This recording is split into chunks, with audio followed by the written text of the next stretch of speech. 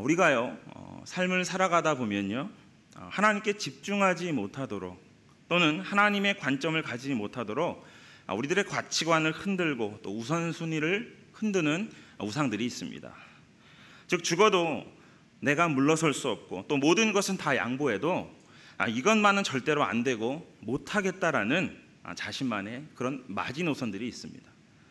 특별히 본문의 아브라함에게 있어서는 가장 귀하고 번뇌케 했던 내 아들, 내 사랑하는 독자 이삭일 수도 있습니다. 이렇듯 하나님의 우선순위를 뒤집고 하나님의 뜻과 또 말씀을 어기고 하나님의 관점을 빼앗아가는 그 무엇이 있다면 그것이 바로 우상입니다. 즉 내 눈을 가리고 또 내 귀를 막고 또 내 마음을 닫게 하는 것이 바로 우상이라는 것입니다. 하나님께서 그런 것들을 내려놓으라라고 말씀하십니다. 여러분, 아브라함도요 이삭을 바치기 전까지, 이삭을 드리기 전까지는요 모든 관점을 이삭을 통해서 보고 있었습니다. 하나님께 예배드리는 것도 이삭의 문제를 해결하고 난 뒤였습니다. 즉 하나님의 일은 아들 이삭의 일이 해결하고 난 다음에 순이었던 것입니다. 하나뿐인 아들 이삭, 아브라함이 이 땅에서 가장 사랑하는 것은 이삭이었습니다. 그것이 아브라함에게는 급소였고요 하나님은 지금 그 급소를 건드리셨고 치신 것입니다.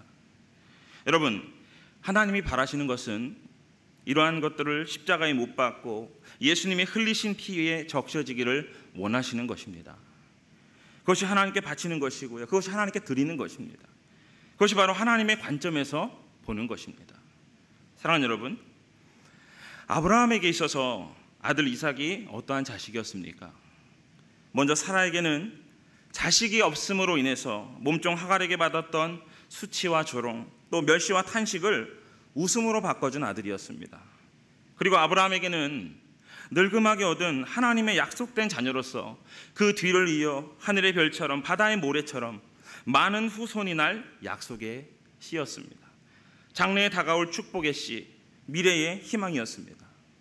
그런데요 아들 이삭이 크는 기쁨과 보람을 느껴갈 때 하나님의 청천벽력 같은 믿기 힘든 명령을 지금 듣게 된 것입니다.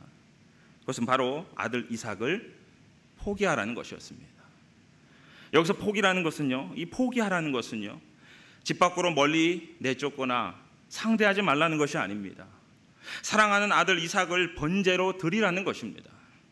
번제로 드리라는 것은 또 제물에 각을 떠서 온전히 태워드리는 제사입니다. 즉 무조건 제물에 각을 떠서 그걸 불에 태워서 연기를 올려드리는 것입니다. 차라리 앞으로 엄청난 복을 받기 위해서 정말 내 아들의 희생이 필요하다, 짐승의 피로는 부족하다, 사람의 피가 필요하다라고 했더라면 아마도 이것저것 생각해 볼 필요 없이 네 그렇게 하겠습니다, 아니면 안 됩니다라고 대답을 했을 것입니다. 그러나 하나님은 무조건 바치라는 것입니다. 그렇기 때문에 아브라함은 고민하고 갈등했을 것입니다. 그러나 이 명령은 하나님의 명령이었기에 성경을 보니까 왜라고 그렇게 묻지를 않습니다. 그리고 본문 3절과 4절에 보면 아브라함이 아침에 일찍 일어나 독자 이삭을 데리고 사흘 만에 드디어 모리아 땅에 당도하게 됩니다. 여러분, 아브라함도 인간이기 때문에요 간밤에 밤잠을 자지도 못하고 이리저리 뒤척이며 또 고민하고 또 고민했을 것입니다. 그렇게 뜬 눈으로 밤을 새우고 아침이 밝아오자 아브라함은 머뭇거리지 않고 하나님이 지시한 모리아 땅을 향해 출발을 합니다. 그러나 간밤의 고민보다도 더 고통스러운 것은 머나먼 사흘길이었을 것입니다.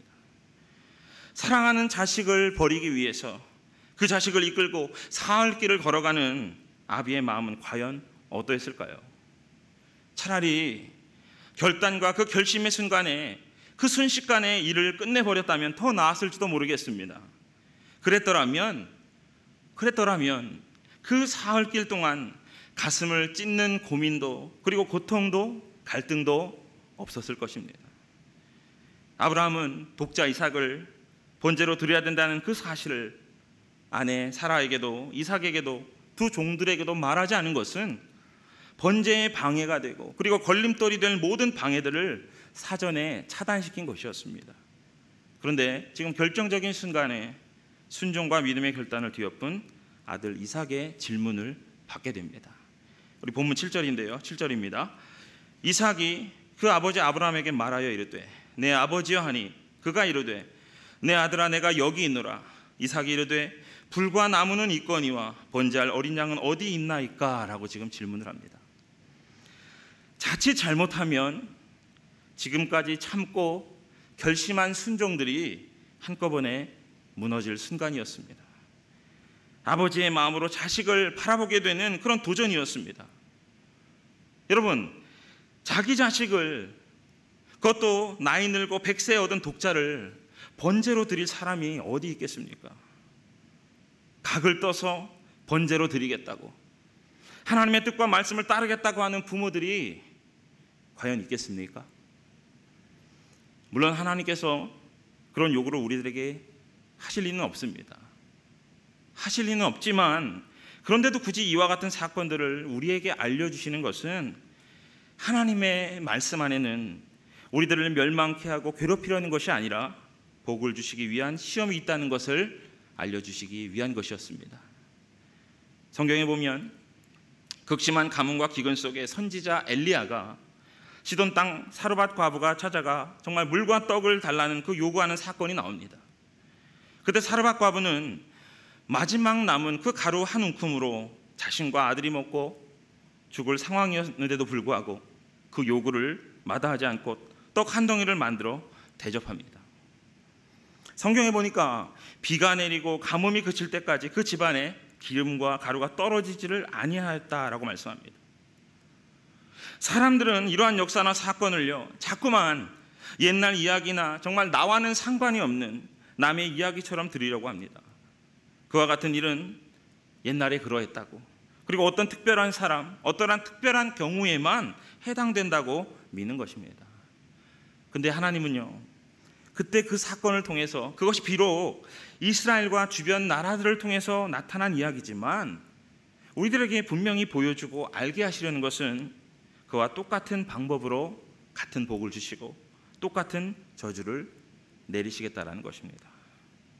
여러분 한 분 한 분이 하나님의 나라입니다.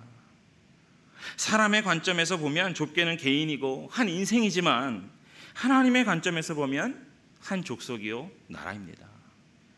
베드로전서 2장 9절에 보면 분명히 그렇게 우리들을 가르치시면서 너희는 택하신 족속이요 왕같은 제사장들이요 거룩한 나라요 그의 소유된 백성이니라며 내 가정, 내 직장, 내 학교, 내 사회를 형성하는 족속으로, 그리고 한 나라를 대표하는 그리고 다스리는 왕같은 제사장으로 우리를 세우신 것입니다. 내가 없으면요 내 가족도 없고 내 나라도 없는 것입니다. 내가 있어야 내 가족이 있고 내 직장이 있고 내 국가가 있고 내 세상이 존재하는 것입니다. 여러분, 하나님을 위한 것이 바로 나를 위한 것이라는 사실을 기억하시길 바랍니다. 우리 본문 8절을 보겠습니다. 아들 이삭의 질문에 대한 아브라함의 답변입니다. 아브라함이 이르되 내 아들아 번제할 어린 양은 하나님이 자기를 위하여 친히 준비하시리라. 친히 준비하시리라. 여러분, 하나님의 명령을 쫓아서 지금 하나님을 위하여 하나님의 말씀대로 모리아 산에 오른 아브라함은 아들 이삭을 결박해서 지금 제단 위에 올려놓고 칼을 내치려는 순간, 오늘 말씀해 보니까 하늘로부터 아브라함을 부르는 하나님의 소리가 들립니다. 아브라함아, 아브라함아, 그 아이에게 내 손을 대지 말라. 내가 내 아들 내 독자까지도 내게 아끼지 아니하였으니 내가 이제야 내가 하나님을 경외하는 줄을 아노라. 이제야 내가 나를 경외하는 줄 알겠구나 라고 말씀하십니다. 지금까지는요 말로만 하나님 사랑합니다, 하나님 믿습니다, 정말 그 말이 사실인지 진심인지 알 수 없었습니다. 그런데 이제야 알겠구나, 이제야 내가 결심을 하고 행동했구나, 이제야 내가 마음을 비우고 하나님의 말씀을 따랐구나, 이제야 원망 불평을 거두고 순종하기로 했구나 라고 이야기하는 것입니다. 사랑하는 여러분, 그렇다면 여러분들의 이제야는 언제입니까? 아직도 붙들고 있는 우상이 있으십니까? 욕심과 탐욕을 버리지 못하고 붙들고 버티는 것들이 있으십니까? 남을 우롱하고 남 못할 짓을 하면서 제 욕심을 키우고 있는 것들은 혹시 없으십니까? 나의 우상을 버리고 내 관점을 버리면 하나님의 관점이 됩니다. 그것이 바로 하나님의 뜻을 향하여 나아가는 인생입니다. 여러분 보십시오. 자신의 뜻과 생각을 버리고 하나님의 관점을 버리고 자신의 관점을 버리고 하나님 명령에 순종해서 독자 이삭을 죽이려고 했던 그 아브라함을 하나님께서 버리시고 독자 이삭을 죽도록 방치하셨습니까? 결말은요, 아니요입니다. 여호와 일에 하나님께서는 독자 이삭을 대신해서 다른 제물, 번제물인 양을 이미 준비해 놓고 기다리셨습니다. 하나님이 이렇게 우리들이 결심하고 결단하는 때에 우리들에게 내려줄 복을 준비해 놓고 기다리시는 것입니다. 그렇게 해서 우리들이 행동하고 실천할 때 그 라인 끝에, 그 종점에서 기다리시며 우리에게 필요한 것과 주시고자 하는 복을 우리들에게 넘겨주시는 것입니다. 그런 것을 우리들이 우상 때문에, 유혹 때문에 탈취당하고 빼앗기는 불행에 빠져서는 절대로 안 된다는 것입니다. 본토 친척 아비집인 갈대아 우르를 떠난 아브라함에게 가나안 땅을 준비해 두셨고 독자 이삭이라도 하나님께 드리기로 결심하고 사흘 길을 떠난 아브라함에게 양을 준비해 두셨습니다. 그래서 우리는 여호와 이레이신 하나님의 그 은혜를 알기 때문에 지금 우리는 여기에 모인 것입니다. 병든 사람에게 건강을 예배해 두시고 골머리 썩히는 문제를 끓고 앉는 사람들과 또 갈등과 번민 속에 사로잡힌 사람들에게는 위로와 격려 그리고 힘과 용기를 주시며 지혜를 주실 것입니다. 죄와 악 속에서 허우적거리는 사람들에게는 죄사함의 은총을 준비하시고 회개의 영을 주셔서 정결하고 깨끗한 심령이 되게 하시고 가난에 지친 사람들에게는 부요와 풍성함을 준비하시고 기다리신 하나님을 우리는 믿습니다. 그러나 아무 곳에서나 제 마음 내키는 일과 제 의를 드러내기 위한 곳 그리고 계산된 곳과 불의한 곳 죄와 악이 판치는 곳에 바치고 드리는 것은 오히려 자신을 망칠 뿐입니다. 오늘 본문 2절의 말씀처럼 내가 내게 일러준 한 산 거기서 내가 내게 일러준 한 산 거기서 즉 하나님이 계신 곳 하나님의 산 하나님의 성전 예수님께서 피 흘려 죽으신 자리 바로 이곳 여기 우리들의 교회가 하나님께서 준비하신 자리 지시한 곳입니다. 그래서 우리는 만사를 제쳐놓고요 부지런히 달려오는 것입니다. 주님을 만나기 위해서 우리들의 소원을 아뢰고 꿈을 아뢰고 그리고 내 몸과 마음을 드리고 헌신하기 위해서 그러므로 세상의 관점과 내 관점을 버리고 바꿔서 하나님의 관점을 가지고 돌아가는 것입니다. 사랑하는 늘사랑 믿음의 성도 여러분, 하나님의 관점을 버리지 않고 잊어버리지 않기 위해서 우리는 우리의 존재를 잃어버려서는 안 됩니다.